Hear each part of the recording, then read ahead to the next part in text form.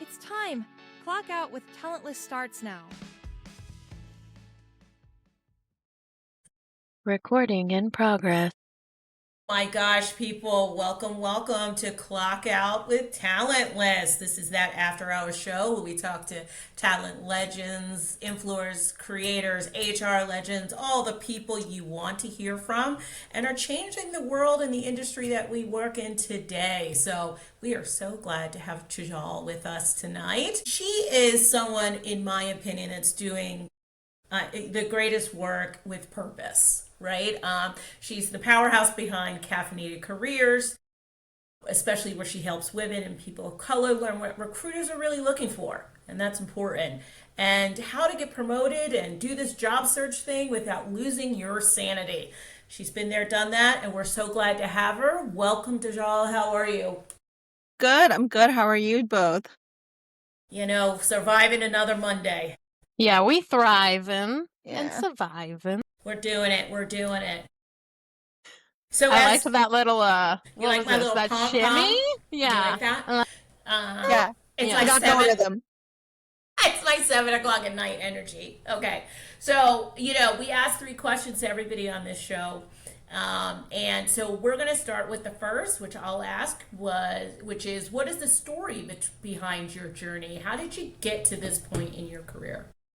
I feel no one, when growing up, none of us were like, I'm going to be a recruiter. I'm going to be an HR person. That was none of our dreams, right? Like we all wanted to be an astronaut or the president or a doctor or maybe even a teacher. And I ended up falling into HR and recruiting. I knew I wanted to be in business and I knew I wanted to be more in the corporate side.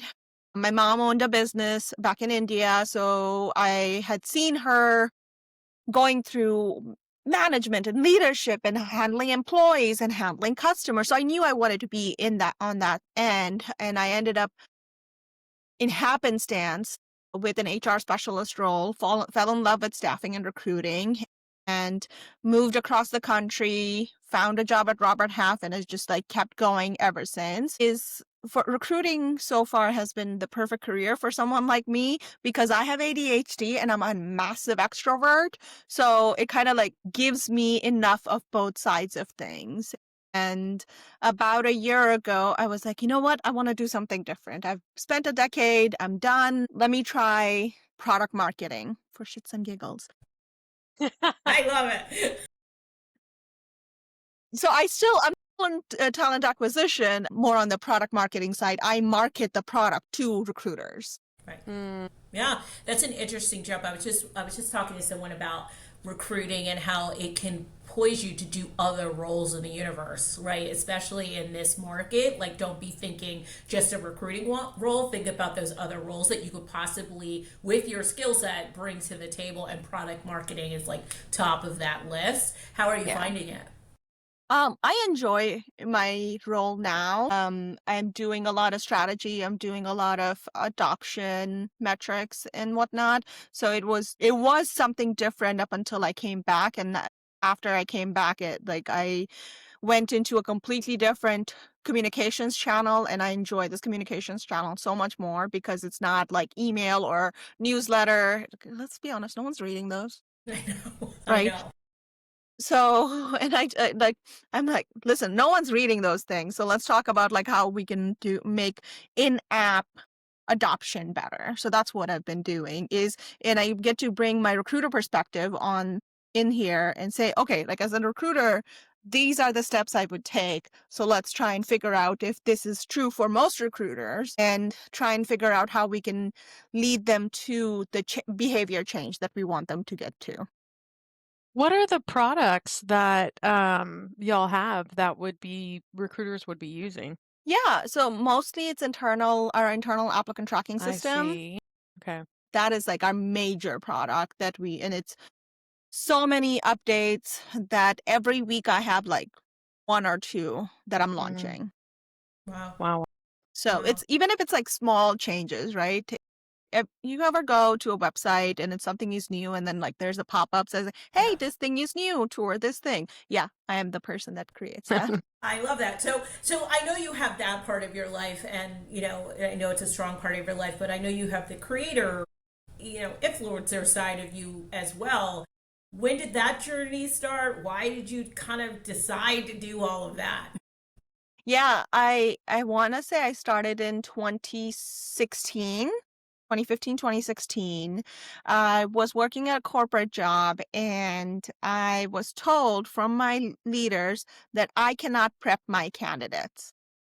That if I give them too much information about some of the behaviors that they should expect from hiring managers, that was cheating on my part. And I was helping the job seekers cheat. And that didn't sit right with me, but I needed a job. So I was a lowly employee, right? And when it comes from the VP of the company, you're like, okay, I won't do that anymore. So I started sharing those tips on LinkedIn. I was like, if a recruiter, if a candidate happens to come across my page and I am sharing what I look for, or I am sharing how my hiring managers are reacting, at least they will know some insights without me directly giving it to them and handing it to them.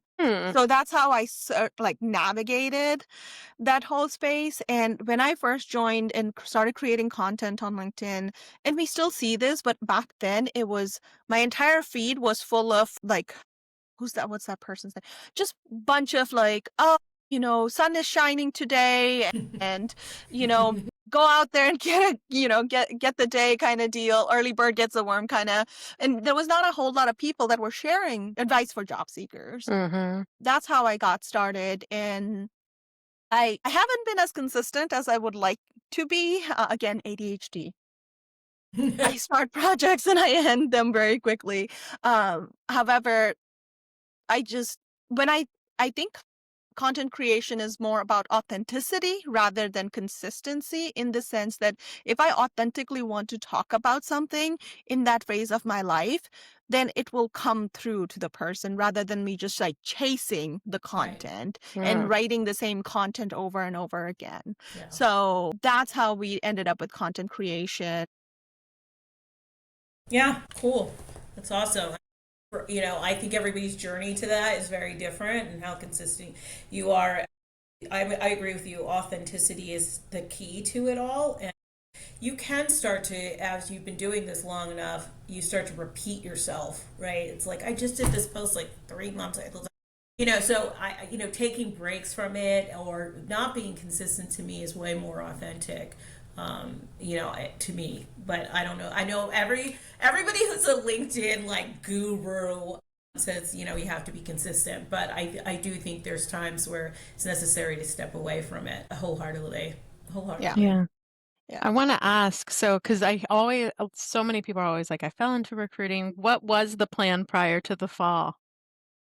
Being a director of operations. Okay, Mm. so we went Like the adjacent. 7-year goal was like ended up being a director of operations and I wanted to work at not a company like Amazon, but I lived in Illinois, so we had a lot of manufacturing companies and supply chain companies. So one of those companies is like what I was interviewing at. A lot of those companies. Interesting. Yeah. I like that because no matter what, you were always looking for like inefficiencies and things to fix and strategies to use to help people like at all points in time. So hey, you're true to form. I dig that. I'm a problem solver. I Right. honestly, I am such a problem solver that I have to, 7 years ago, I adopted this phrase when somebody comes to me and they say, I have a problem. I'm like, do you need me to be a black hole or do you need me to help you solve a problem? Because I realized I was just like constantly jumping into solving their problem. But sometimes people don't need that. Sometimes they just want to vent, right? Mhm. And being in HR, being in recruiting, I kind of had to be like, okay, I am a black hole. Whatever you put information here, not going anywhere. It's going to stay right here. But I need to know that before we start having this conversation. And you can change your mind in between, right? But I needed to know that information so I didn't engage that problem solving mind side of my brain. Yeah. Let me ask, with now your change into product marketing, like if caffeinated careers, like if everything was full on paid and money didn't matter, what would it that you would be doing with like your day? Like, would you still be doing product marketing? Would you completely halt and go towards caffeinated? Like, what if it's the dream, no money matters? What are we picking? I think if no money matters, the dream is to continue the job search advice and career advice and create that space again. I look at it right now and, I need a break because of the new motherhood journey that I'm on. But also, like, my brain is super fried. I only have so many spoons to Yeah. give. And unfortunately, this content creation on the recruiting job seeker side, I'm like, there are so many voices that are so much more impactful and are so much better at it right now than I am, that I'm just adding to the noise. So I would rather show up and support the two of you or Amy or Kristen, rather than like creating more noise in that space Yeah. by creating my own content. So if money was not an object and if I could do something, I would 100% do job search helping and career coaching to more people. Specifically, what I would want to do is help underprivileged domestic abuse victims, veterans, homeless veterans, low income kids on how to navigate the corporate world and how to get ahead. Because I was a low income and I didn't know anything about corporate world because my dad is a cab driver and my mom had passed away, but like we were in India when she had a business. So I didn't know anything about American corporate side. So I learned a lot of it by like doing. Yeah. So that's what I would do. I would spend a majority of my time volunteering it back. Yeah, I that's love amazing. I love that. I mean, that I think Ashley and I would agree that we'd be doing something more valuable for the world. Right? We wouldn't be, we probably wouldn't, we may still be chatting, but it may be a little more crazy, a little more raw, but we definitely probably would do something that impacted the world in a real way. So that's awesome to hear. And it really speaks to my heart of true volunteerism and helping, especially low income and people coming from, because this corporate space is tricky, y'all. It's tricky. So tricky. It's so tricky. And if you're coming from the streets, what do you know about dealing with Karen and Bob? You know? Yeah, I know. there's always a knowledge ceiling. I always think of the black napkins. Like Right. to me, that's a corporate knowledge ceiling. Like whenever you go to VP dinners and you're wearing whatever outfit, you need to have a black napkin Yeah. so it doesn't get the white frillies on your black pants. And so to me, black black napkin has always been like the litmus test of Yeah. like, because once you've gotten to that point, then there's this cultural literacy. But until Black Napkin Night, it's kind of like, oh, I didn't even know there's this knowledge ceiling I didn't even know existed. You know what's funny? I was talking to someone the other day and they were like, LinkedIn, what's that? And I'm like, what? Like, it's my Must whole be life. Nice. I literally Live in that bubble. I want to live in that bubble. What is LinkedIn? Yeah. Well, this guy was like a generator guy or something. But like, Huh. I would love to live in the world where LinkedIn does not influence my life or like have anything to do with how I go about my day to day. Like, wouldn't that be like wonderful? I keep saying like, but it would be wonderful. I would love to be in a space where I didn't feel the need to be on social media and just not have that. I have friends that don't have social media. I'm like, what do you do with your day all day? Like, what, like, I'm on TikTok all day. I'm on LinkedIn all day. What do you do with your day? They're like, we read books. I'm like, I read books too, but like, they're like, oh, we watch YouTube videos. I'm like, oh, I know YouTube's a big thing. It is really a big thing for people who don't really spend their time on like TikTok and stuff like that. I just was talking because I work in marketing and talent right now, and we were just having this conversation about how we have no presence on YouTube and how many people really are on there all the time. It's crazy. It's really, really nuts. All right, let's skip to the next question because I don't want to take up too much time. But is there anything you would change or warn others about as they start their journey to whatever? Maybe in recruiting. Let's start. Or even content creation. I'm kind of interested. Like, girl, you pick. You cherry pick us, your scenario and advice. Why not both? I love that little girl that goes, why not both? Yeah, exactly. I would say if you want to turn into recruiting, you kind of have to have a level of dedication to show up every day. It's a burnout job. It's a thankless job, and people will yell at you. I've been told to go F myself multiple times by candidates, right? Like that got mad because I was Yes. rejecting them. So it's a lot of times it's a thankless job. You get blamed for everything and you get credit for nothing.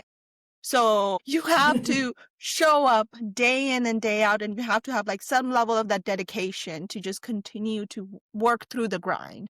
Yeah. And there are great days, the highs are real highs and the lows are real lows. So I would say that if you are, try it, but make sure that you have the dedication because you won't succeed if you don't have the dedication. Yeah. And for content creation, I tell, because at Amazon, I have people reaching out to me constantly. They're like, can I pick your brain on content creation? And I'm like, absolutely. And I tell them, I'm like, show up authentically, whoever you are, unless you're an asshole. I'm just kidding. I love it. Yeah, don't I'm show like, up like that. Don't show up as a dick. I mean, or maybe do and warn us all so we don't follow you. oh Like, my God, still. right? So I always tell people in content creation, people will figure out whether you are being real, whether you're being authentic or not. And you need to have that authenticity about yourself. You need to show your true self to a certain extent. Without showing who you are, you're just putting up a facade. And that's not a brand. Yeah. That's fake. That is not gonna last. If you want to go in it for the long haul, you need to have parts of your authentic self in there. Absolutely.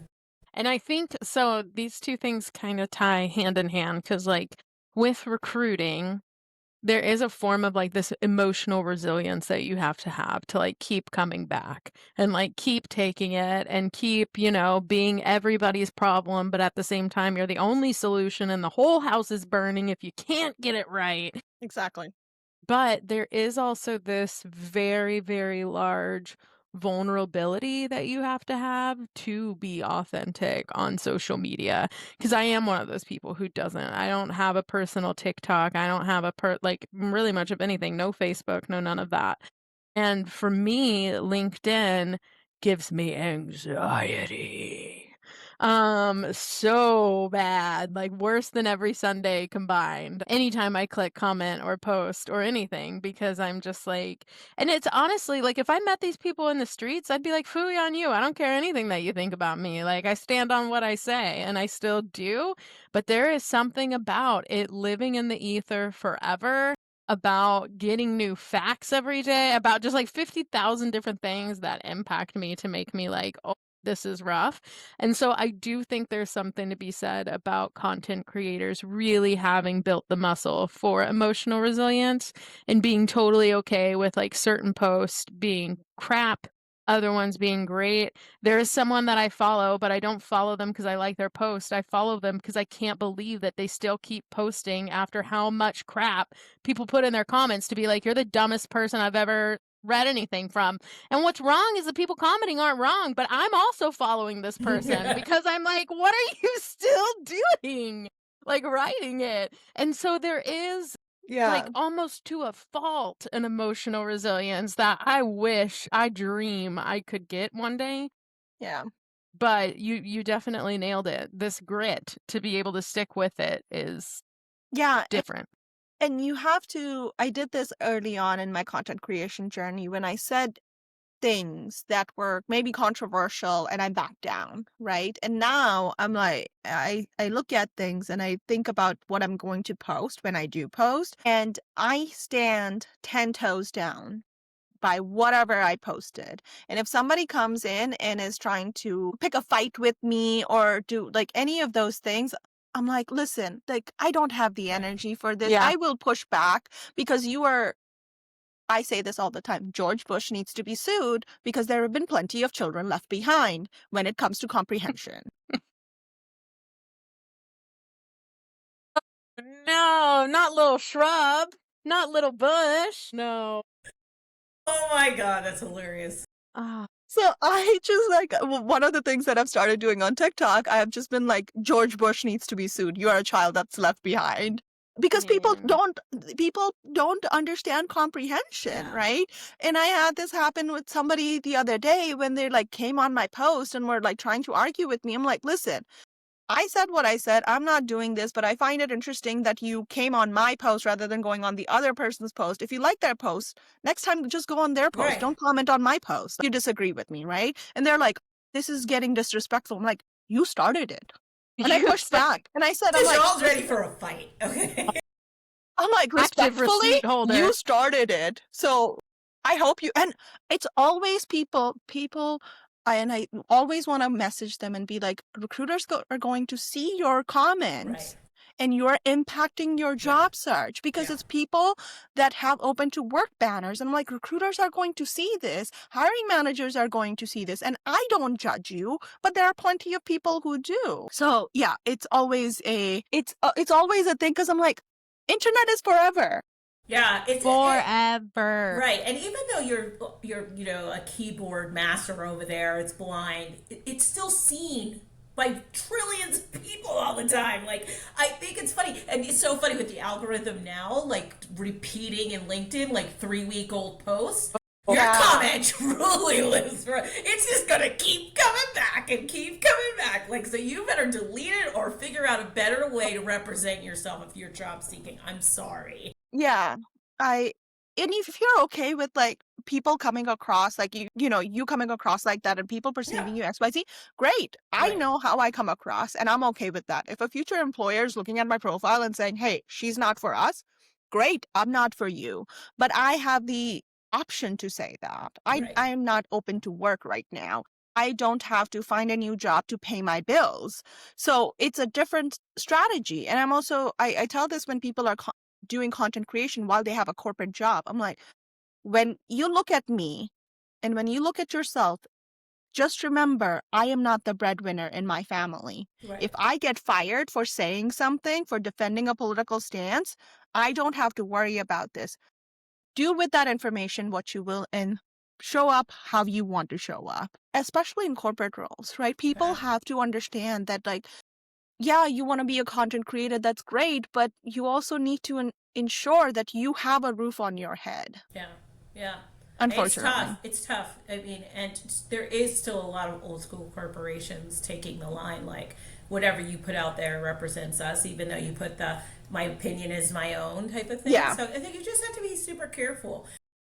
And I don't think people think some of the things through. They're on their couch scrolling through LinkedIn on their phone and they're like, oh my God. And they just start writing back. And like, that will burn you in the end if you have that green banner up. Like, when you don't have it up, go for it, right? Yeah. Like, or if you don't want to get fired, be careful. But you know what I mean? Do what you have to do. But if you got that green banner up, like, you better watch it. Yeah. And I especially say that for women, people in marginalized communities, and because we are held to a different standard. Absolutely. We are absolutely held to a different standard, and we have to look at it. Yeah, it's unfair. It's absolutely unfair. However, we live in an unfair society, so we have to work in that society. Unless we are like going to the woods and the forest and like building our own compound, until that happens, like, we need to live in the society and we need to function in the society and we need to continue making money. Yeah. Whatever that Definitely. means. Last time we tried the compound, they named it Salem and then tried to kill all of us. So they were like, this is wizardry. These women making money, talking with numbers, wearing shoes. I have so much information about that whole thing that we need to talk about it later, because like the people that they did that to were widows or were women that did not have a male heir. Right. I know, it's totally crazy though. See, It was I property always grab. heard it was like these women also were workers because they didn't have men, and so they worked in like the poppy fields and stuff, and it made them hallucinate. And so when people thought they were literal witches because they were like, look at the man in the field. And they're like, what man in the field? And meanwhile, she's like heroin high because it's poppy seed.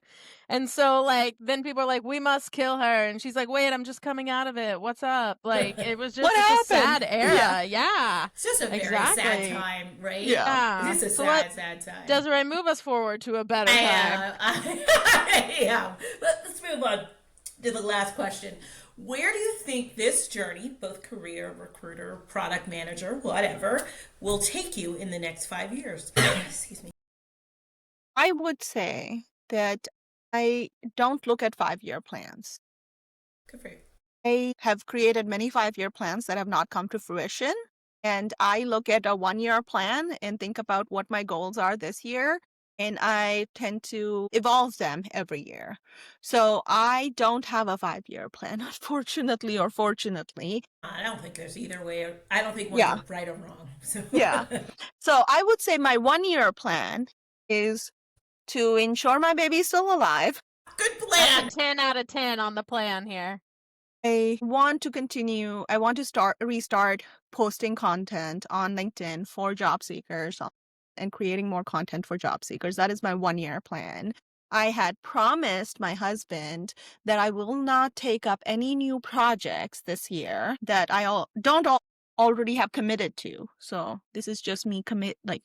it's already committed to. Silently rejecting all those other ones. Exactly. So that is like my 1-year plan is to restart writing for job seekers and just be in this moment because I'm no longer a 5-year plan kind of person.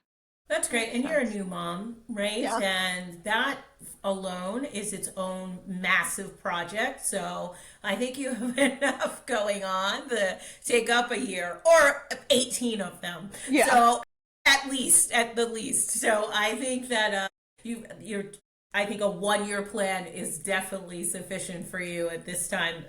And always, I don't believe in necessarily 5 years plans. I kind of argued with Ashley about this question. First of all, yeah, that's not even the question. It is the question. It's where can we catch you in 5 years? It's not.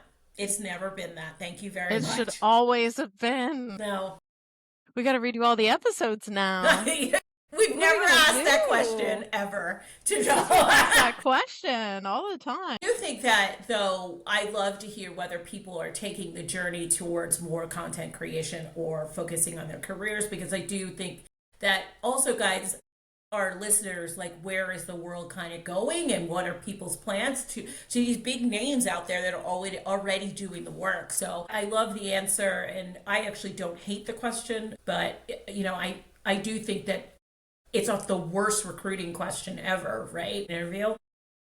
Where do we see you in the next 10 years? Like, please leave me alone, okay? I'm trying to put my pants on every morning. I don't know what 5 years looks like. Just trying to get through the day. Right? I'm just trying to get through day by day. I don't have a 5-year plan. And I think in the content creation space, create a month plan, You're right. not a year plan. In the recruiting space, create a 3-month plan, not a year plan. And in the parenthood, just create a day plan. Hour by hour. Some days minute by minute, baby. So I think it depends. Like the plans depend on what role we are fulfilling in that moment. I love it. I want you to tell all the people where they can find you, how they can connect, if you want them to connect with you or follow you. Please give us all the deets.